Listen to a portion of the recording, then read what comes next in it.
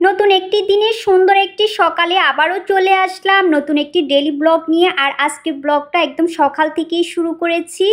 আর আজকের অর্থাৎ ব্লগে রয়েছে বাঙালি কিছু খাবারের আয়োজন। অর্থাৎ আমরা বাঙালি যতই আমাদের অর্থাৎ রিচ ফুড চিকেন বিরিয়ানি এগুলো খাওয়া হয় না কেন, তারপর আমাদের সাদা ভাত আর আমাদের বাঙালি খাবারটা আমাদের জন্যই যথেষ্ট। যেহেতু আমরা বাঙালি, সবসময় আমরা বাংলা খাবারটাই বেশি পছন্দ করি। আর বাঙালি খাবারটা আমাদের যেন অর্থাৎ রক্তে মিশে গিয়েছে। আর এই তো সকালে উঠেই কিছু রুটি বানিয়ে নিচ্ছিলাম সকালের জন্য, অর্থাৎ সকালের নাস্তা। আর এই তো এভাবে আমি সমস্ত রুটিগুলো বেলে নিয়েছি। আর এখন রুটিগুলো আমি একটু সেঁকে নিব। সকালে উঠে তো আমরা সবাই অর্থাৎ নাস্তা তৈরি করি। আর সবার ঘরে প্রায় বেশি কম বেশি রুটি হয়ে থাকে। আর আমিও তার ব্যতিক্রম নয়, তাই ভাবলাম আজকে একটু রুটি করি। আমি সব সময় রুটি করি না, মাঝে মাঝে রুটি করা হয়, আর সব সময় তেমন একটা রুটি করা হয় না। আর এই তো আমি রুটিগুলো ছেঁকে নিয়েছি। আর এখন রুটির সাথে খাওয়ার জন্য হালকা কিছু আলু ভাজা করব ভাবতেছিলাম। আর এখন আলু ভাজা করে নিচ্ছিলাম। আর রুটির সাথে আলু ভাজাটা সব সময় অর্থাৎ হালকা পাতলা হলেই ভালো লাগে। আর এখানে আমি পেঁয়াজ কুচি কাঁচামরিচ কুচি দিয়েছি আলু ভাজার সাথে, আর একটু লবণ দিচ্ছি, আর একটু হলুদের গুঁড়া দিচ্ছি, জাস্ট এনাফ। আলু ভাজাটা এভাবে কিন্তু রুটির সাথে খেতে অসাধারণ লাগে। আর রুটির সাথে কিন্তু আলু ভাজাটা হালকা হলেই ভালো লাগে, খুব মজা লাগে। আর এই তো এভাবে করে আমি আলুগুলা ভাজা করে নিব। আর এখন ঢাকনা দিয়ে ঢেকে কিছুক্ষণ আলুগুলাকে অর্থাৎ ভাজা ভাজা করে নিব। আর এখন ফাইনালি একই ফ্রাই প্যানে আলু ভাজাগুলো এক সাইড করে রেখে আমি একটা ডিম দিয়ে দিব। আরেকটা ফ্রাই প্যান অর্থাৎ ভরাবো, সেটা আবার ধুতে হবে, সেজন্য আলসামো আর কি। তাই আমি একই ফ্রাই প্যানে ডিমটা ভাজা করে নিচ্ছিলাম। আর এই তো আমার ডিম আলু ভাজা অলমোস্ট কমপ্লিট হয়ে গেছে। এই তো এখন সকালের নাস্তাটা আমি নিয়ে নিচ্ছিলাম খাওয়ার জন্য। অনেকটা সময় হয়ে গেছে।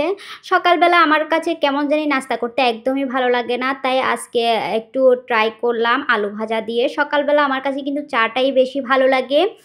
তারপরও আজকে একটু ট্রাই করে দেখলাম কেমন লাগতেছিল আলু ভাজাটা। আর এই তো সকালের নাস্তাটা নিয়ে নিয়েছি। আর এখন চলে যাব সকালের নাস্তাটা করার জন্য। তারপর আবার দুপুরের রান্না বান্না আছে, সেজন্য খুবই তাড়াহুড়া করতেছি। আর এই তো বসে গিয়েছি সকালের নাস্তাটা এখন খেয়ে নিব বিসমিল্লাহ বলে। এখন খাওয়া শুরু করব। আর সকালের নাস্তাটা অর্থাৎ আমরা অনেকেই চা রুটি খেয়ে থাকি, আমরা চট্টগ্রামের মানুষ। আবার বিভিন্ন এলাকায় ভিন্ন ভিন্নভাবে সকালের নাস্তাটা করে থাকে। কেউ কেউ সকালে খিচুড়ি খেয়ে থাকে, কেউ কেউ সকালে সাদা ভাত গরম গরম খেয়ে থাকে। আচ্ছা যাই হোক, বিভিন্ন এলাকায় বিভিন্ন রকমভাবে সকালের নাস্তাটা করে থাকে। কিন্তু আমরা চট্টগ্রামের মানুষ সকালবেলা কিন্তু চা রুটি বেশি খেয়ে থাকি। চা রুটি কিংবা পরোটা, এটাই আমাদের সকালের বেস্ট নাস্তা বলতে পারেন।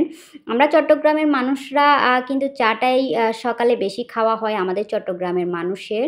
আচ্ছা যাই হোক, বিভিন্ন এলাকায় বিভিন্ন জেলায় বিভিন্ন রকমভাবে খেয়ে থাকে।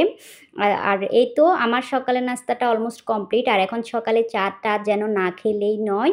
আর এই তো এখন চাটা খেয়ে নিব। আর চা খাওয়া শেষ করে চলে আসছি কিচেনে, অর্থাৎ দুপুরে রান্নাবান্নার আয়োজন করার জন্য। আগেই তো বলেছিলাম আজকে সিমসাম একটা সিম্পলের মধ্যে বাঙালি খাবারের আয়োজন করব। যতই আমরা rich food chicken pulao korma biryani খেয়ে থাকি না কেন, এ বাঙালি খাবারের স্বাদের কাছে কিন্তু সব কিছু কিন্তু হার মানাবে। সেটা যারা এই খাবারগুলো বাঙালি খাবারগুলো পছন্দ করেন একমাত্র তারাই জানেন। আর যারা এগুলো পছন্দ করেন না তারা কিন্তু অর্থাৎ বুঝতে পারবেন না। আর এই তো আমি কিছু ডাল নিয়ে নিয়েছি। আর ডালগুলো আমি পরিষ্কার পানি দিয়ে ধুয়ে নিচ্ছিলাম রান্না করার জন্য। আর যতক্ষণ পর্যন্ত ঘোলাটে পানি ডাল থেকে বের হবে, এতে করে ডালটা মনে করবেন আপনার ধোয়া হয়নি। একদম পরিষ্কার পানি বের না হওয়া পর্যন্ত ডালটা কিন্তু ধুতে হবে। ওই যে চালটা আমরা যেভাবে পরিষ্কার করে ধুয়ে থাকি ঠিক ওইভাবে। আর এখন ডালটার অর্থাৎ আমি পেঁয়াজ কুচি ডালের মধ্যে লবণ আর কিছু হলুদের গুঁড়া দিয়ে ডালটা আমি বসিয়ে দিব সেদ্ধ হওয়ার জন্য। অল্প পরিমাণে কিছু পানি দিব সেদ্ধ হওয়ার জন্য, অর্থাৎ বেশি পরিমাণে পানি দিব না। যেহেতু যদি এখন আমি বেশি পরিমাণে ডালে পানিটা দেই তাহলে ডালটা উতলিয়ে চুলায় পড়ার সম্ভাবনা থাকে। তাই যাদের ডালটা উতলিয়ে চুলায় অর্থাৎ পড়ে যায় তারা এই কাজটাই করতে পারেন। অল্প পরিমাণে কিছু পানি দিয়ে ডালটা সেদ্ধ করে নেবেন, দেন পরে ডালে পানি অ্যাড করতে পারবেন। আর এই তো এখানে কিছু আলু সেদ্ধ করে নিয়েছি। আর আজকে তো বলেইছিলাম বাঙালি খাবার তৈরি করব। আর আলুগুলা সেদ্ধ করে আমি কিন্তু ঠান্ডা পানি ইউজ করিনি। আলু সিদ্ধ হওয়ার পরে আপনি যদি ঠান্ডা পানি ইউজ করেন, এতেগুলো আলু ভর্তাগুলো কিন্তু একদম পানসে পানসে লাগবে, খেতে একদমই ভালো লাগবে না। তাই ফ্যানের বাতাসে ঠান্ডা করে নিব আমি। এই তো আর আমার বিখ্যাত ডাল ঘুটুনি দিয়ে আমি এখন ডালটা একটু ঘুটে নিব, অর্থাৎ ডালটা একটু ম্যাশ করে নিব। আর এভাবে ডাল ঘুটুনি দিয়ে ডালটা ম্যাশ করতে আমার কাছে কিন্তু বেশ ভালো লাগে। আর যারা আলু ভর্তাটা ঠান্ডা পানি দিয়ে ঠান্ডা হওয়ার জন্য ধুয়ে নেন, তাদেরকে বলছি এতে করে আলু ভর্তাটা একদমই পানসে লাগে। আপনারা আলুটা সেদ্ধ হওয়ার পরে এতে করে ফ্যানের বাতাসে ঠান্ডা করে নিলে দেখবেন সেই আলু ভর্তাটা খেতে খুবই মজা লাগে। আর এই তো আমার ডালটাতে আমি পরিমাণ মতো পানি দিয়ে দিয়েছি। এখন ডালটা আমার ব্লক আসলেই আমি বাগার দিয়ে দিব। আর এই তো আলুগুলো আমি ছিলে নিয়েছি। আর আলুগুলা আমার ছিলা অলমোস্ট কমপ্লিট হয়ে গেছে। আর এখন আলুগুলাকে আমি ম্যাশ করে নিব। আর এই তো দেখতে পাচ্ছেন। আর এখন আলুগুলা ম্যাশ করার জন্য চলে আসছি। আর আলুগুলা ম্যাশ করার সময় একদমই ঠান্ডা ছিল, যেহেতু আমি ফ্যানের বাতাসে ঠান্ডা করে নিয়েছিলাম, সেজন্য আমার আলুগুলা ম্যাশ করতে একদম আর দেরি হচ্ছিল না। আর এই তো আমি আলুগুলাকে সুন্দর করে ম্যাশ করে নিয়েছি। আর এখন আলু ভর্তাটা করে নেওয়ার জন্য চলে যাব। আর এখন ফাইনালি কিছু শুকনো মরিচ টেলে নিব আলু ভর্তা করার জন্য, যেহেতু মরিচটা একটু বেশি নিয়েছি, ঝাল ঝাল হবে সেজন্য। আর এখন ফাইনালি ডালে একটু আগে বাগার দিয়ে নিব একই ফ্রাই প্যানে। আর চলে আসছি ডালে বাগার দেওয়ার জন্য। আমার ডালটা অলমোস্ট হয়ে গেছে। আর ডালে বাগারটা দিয়ে আমি ডালটা দেন আরেকটু ব্লক আসলে নামিয়ে নিব। আর এই তো ফাইনালি আমার ডালটা অলমোস্ট কমপ্লিট হয়ে গেছে। আর এখন চলে আসছি সে একই ফ্রাই প্যানে আলু ভর্তা তৈরি করার জন্য। আর এই যে দেখতে পাচ্ছেন এগুলো শুকনা মরিচ ছিল। শুকনা মরিচগুলো আমি একটা পলি ব্যাগে নিয়েছি, ছোট্ট একটা পলি ব্যাগে।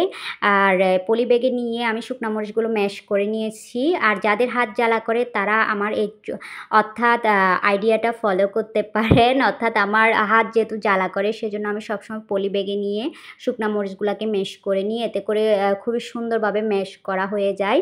আর এই তো দেখতে পাচ্ছেন খুব সুন্দর করে ম্যাশ করে নিয়েছি। আর এখন আমি শুকনা মরিচগুলো পেঁয়াজ কুচির সাথে অ্যাড করে দিয়েছি। আর এখন যে আলু ভর্তাগুলো ম্যাশ করে রেখেছিলাম সেই আলু ভর্তাগুলো অ্যাড করে দিচ্ছি তেলের মধ্যে। যারা ভাজা এভাবে আলু ভর্তা অর্থাৎ খাননি, প্লিজ একবার ট্রাই করে দেখবেন। এভাবে আলু ভর্তাগুলো তেলের মধ্যে ভাজা করে নিলে খেতে কিন্তু দুর্দান্ত লাগে। আর এত সুন্দর একটা যে ফ্লেভার আসে কি বলবো, ট্রাস্ট মি, জাস্ট অসাধারণ একটা টেস্ট আসে। আর এই তো আমি আলু ভর্তাকে সুন্দর করে অর্থাৎ একটা চামচ দিয়ে পেঁয়াজ আর শুকনো মরিচের সাথে মিক্স করে নিচ্ছিলাম, এতে করে অর্থাৎ আলু ভর্তার গায়ে সমস্ত কিছু প্রবেশ করবে সেজন্য। আর এখন খুবই সুন্দর একটা মোমো ফ্লেভার আসতেছিল। আর এই তো আমার আলু ভর্তাটা অলমোস্ট কমপ্লিট হয়ে গেছে। আর এখন আলু ভর্তাটা আমি নামিয়ে একটা বাটিতে নিয়ে নিচ্ছিলাম, অর্থাৎ দুপুরের জন্য। আর এই তো আমার আলু ভর্তাটা আজকের মতো অলমোস্ট রেডি হয়ে গেছে। আর খুবই সুন্দর একটা ফ্লেভার আসতেছিল। যারা এভাবে ট্রাই করেনি প্লিজ একবার ট্রাই করে দেখবেন, খেতে কিন্তু মন্দ লাগবে না।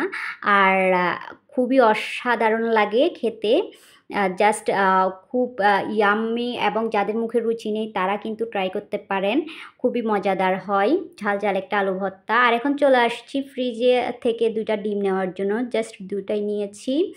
আর এই ডিমগুলা আজকে ভাজা করব।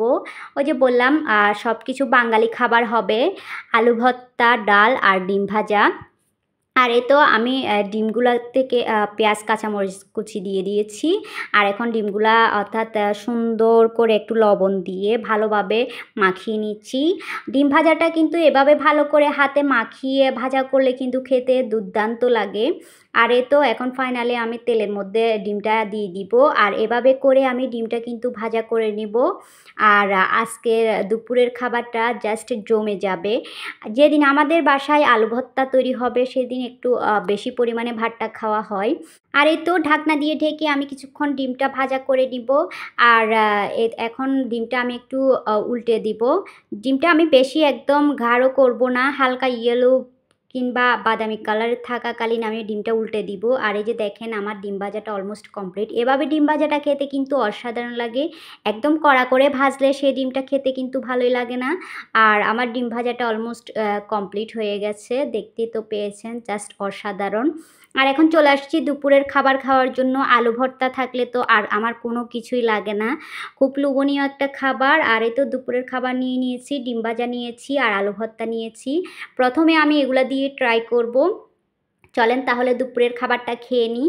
আর এই তো চলে আসছি আমার সে বাঙালি বিখ্যাত খাবার ডিম ভাজা, আলু ভর্তা আর গরম গরম সাদা ভাত। আর এখন আমি এগুলা দিয়ে আগে ট্রাই করব আর এখন বিসমিল্লাহ বলে শুরু করব। আর যারা এই বাঙালি খাবার পছন্দ করেন তারা কমেন্ট সেকশনে কমেন্ট করে জানাতে একদমই ভুলবেন না। আমার কাছে তো এই আলু ভর্তা হলে শুকনা শুকনা এই আলু ভর্তা দিয়ে আমার কাছে জাস্ট অসাধারণ লাগে, বিশ্বাস করবেন না, ঝাল ঝাল এই আলু ভর্তাটা জাস্ট অসাধারণ। একটা কথা কি জানেন, আমরা যেহেতু বাঙালি, যতই আমরা মাছ, মাংস, চিকেন, পোলাও, কোরমা, বিরিয়ানি, গরুর মাংস খেয়ে থাকি না কেন, এ বাঙালি খাবারগুলোর কাছে সব কিছু কিন্তু হার মানায়। আর এত মজাদার একটা আলু ভর্তা থাকলে, ডিম ভাজা থাকলে, সাথে যদি পাতলা ডাল থাকে, আর কি লাগে বলেন। আলহামদুলিল্লাহ, যা খেয়েছি, যেটাই খেয়েছি সব কিছুর জন্য আলহামদুলিল্লাহ।